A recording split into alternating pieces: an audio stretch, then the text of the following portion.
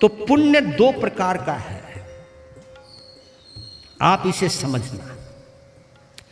एक पुण्य है विशिष्ट पुण्य, विशिष्ट, और एक पुण्य है विशुद्ध पुण्य।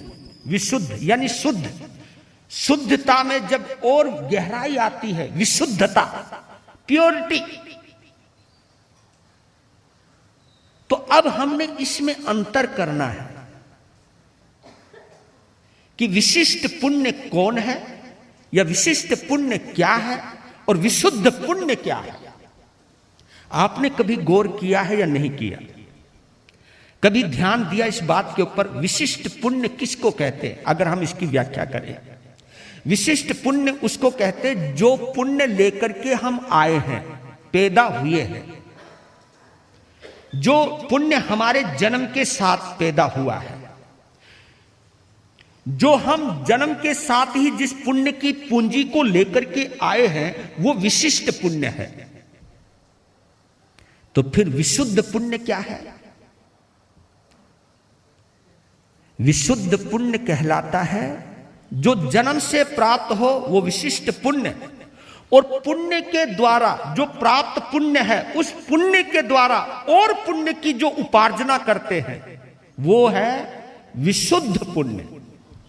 एक तो प्राप्त पुण्य और एक अर्जित पुण्य। समझ गए कंसेप्ट? क्लियर? एक पाया हुआ और एक कमाया हुआ। एक प्राप्त पुण्य और एक अर्जित पुण्य। इसको समझाने के लिए मैं दो फल का जिक्र कर रहा हूं। दो फल हैं, एक फल है केला, बनाना, केला, और एक फल है आम। अब दोनों फलों में क्या अंतर है? देखिए, केला विशिष्ट पुण्य का प्रतीक है और आम विशुद्ध पुण्य का प्रतीक है। कैसे? ऐसे कि हम केला खा सकते हैं लेकिन उसे उगा नहीं सकते। हम केला, जो केला का फल खाया है आपने, वो केवल खाने के ही काम आता है। हम चाहें उसके छिलके से हम नया पेड़ खड़ा कर दें, हो सकता है क्या?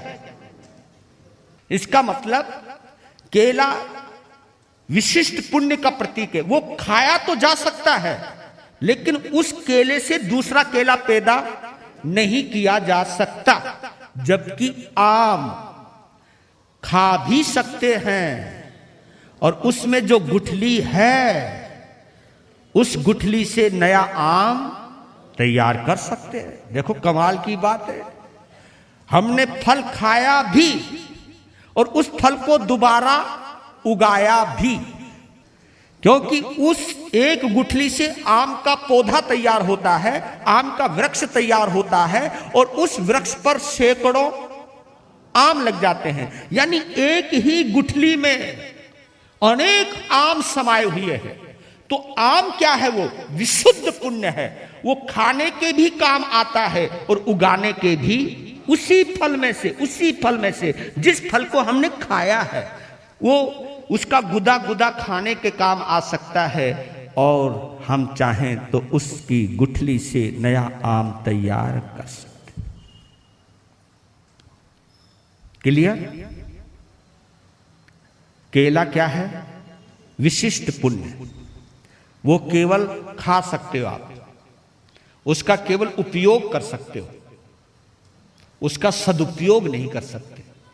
रमणीक मुनि जी के जीवन उपयोगी अनमोल सूत्रों का प्रसारण रमणीक वाणी जरूर देखें।